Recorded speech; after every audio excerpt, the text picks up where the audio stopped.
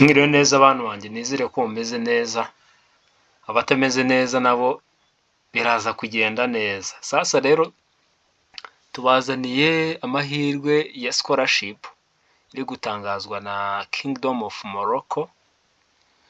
So tudatinze rero reka tubagezeho iby'iri tangazo, ubundi abari eligible bashaka no applyinga bashyiremo dokima zabo hakiri kare. Deadline ni ku itariki 30 z'uku kwezi kwa 9. Urabona ko iminsi yagiye. Uyu munsi turi ku itariki 20, turi ku itariki 19, ariko mu kanya ubu biraba bimaze kuba 20. So tangazo rero, the Higher Education Council HEC wishes to inform the general public that the Kingdom of Morocco has offered the government of Rwanda scholarship at bachelor's level. Ubuyobozi bwa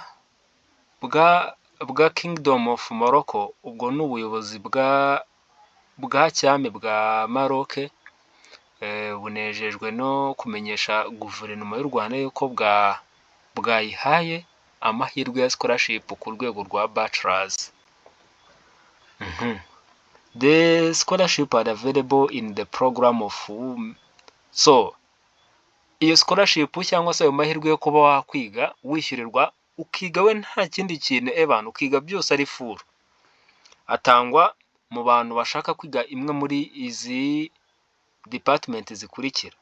Ushaka kwiga medical studies, ubwo ni ibintu by'ubuganga, engineering, ubwo engineering abavuzwe electrical engineering and electrical, hakaza civil engineering, yani ibintu byose bya engineering. Ahangaha nabo baremerewe na architecture and agriculture and veterinary sciences.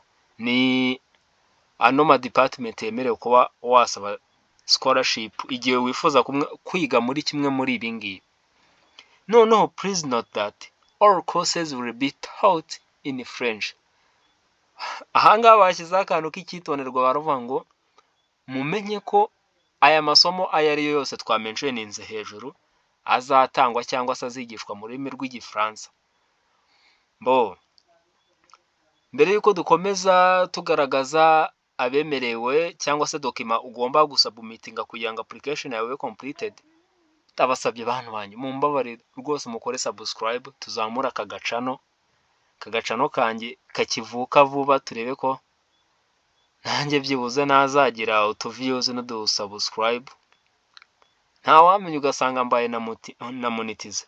Dokima rero zisabwa kugira ngo ukore ino application, ugomba kwandika application letter, ibaruwa isaba iyo scholarship, ukayandikira HEC, uyandikira Director General of HEC, indicating the program that candidates wish to study. Noneho muri iyo baruwa ukagaragaza porogaramu imwe muri izi bavuze hejuru wifuza kwiga. Noneho ikintu ugatanga a copy of ID cyangwa se passport, ugatanga one passport sized photo, ugatanga agafoto ka passport, ugatanga transcript of the last 2 years of school, warangiza ugatanga na bulletin ebyiri z'imyaka 2 isoza ya secondaire. Ubwo bulletin ebyiri zivugwa z'imyaka 2 isoza, ubwo ni bulletin yo mu wa 5 n'iyo mu wa 6. None ikindi warangiza ugatanga na a copy of high school diploma result cyangwa se result slip cyangwa se any equivalence. Warangiza ugatanga ubaye ufite diplome wayitanga, result slip wayitanga, cyangwa se kuri abangaba basoje ubu ngubu diplome zitaye zasohoka ushobora gutanga to whom, ugatanga cyangwa se result slip, byose ahangaha biremewe. Noneho icyitonderwa, candidates must pass na 6 result slip. Ibyo byo ni urucabana.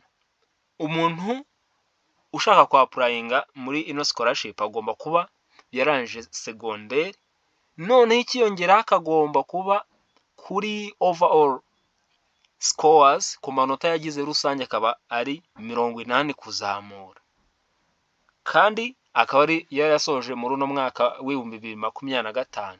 Ubwo no kuvuga 2024 2023 iyi scholarship ntabwo ibareba.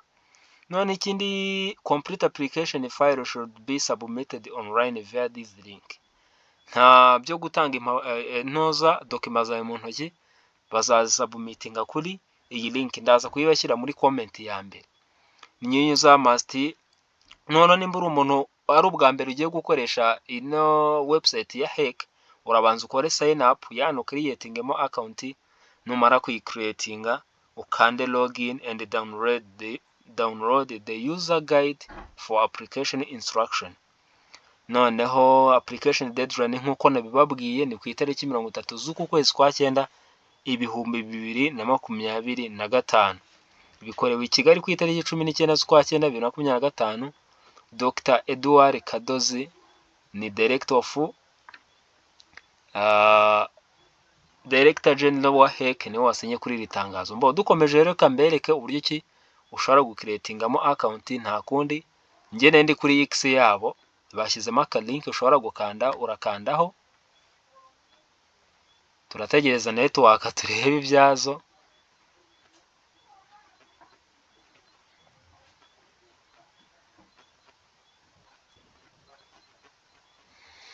Sasa rero ugikandaho, iri tangazo niryo bashakaga nubone ndijyane maze kubasomera. Noneho ya link irahita ifunguka, noneho ubwo tuyikandeho, akanyikopenze no kuyibaha. Ngiye kwako nsanzwe mfitemo account, mfite gukanda login, ariko kwako we ari ubwa mbere ugezemo, uraza ukanda aha ngaha kuri sign up, uze ushyiremo amazina ya wenda urugero witwa Kalisa, numara gushyiramo Kalisa ashyiremo post name, izina rya kabiri wenda ni Emmanuel, nurangiza ushyireho email wenda Kalisa Emmanuel, ubyandika @gmail.com, ushyiramo nimero ya telefone, gender wenda nimba uri umugabo cyangwa se umukobwa, tuza kuri national ID cyangwa se passport number, ubishyiremo, nurangiza ukande sign up. Ikigihe uraba umaze kwiyandikisha, numara kwiyandikisha rero tuza ukande login. Ngewe kwako nsanzwe mfitemo account, ukande login, ugene urangize application process yawe. Amahirwe masa rero ku bantu bagiye gukora ino application, harimo amahirwe menshi cyane none nko ku bantu bashaka kwiga hanze, iyi ni opportunity utagomba gutakaza. Saho rero mukomeze mukore subscribe, like, share na comment kuri ino video kugira ngo tubashe guhorana umunsi ku munsi. Imana ibarinde.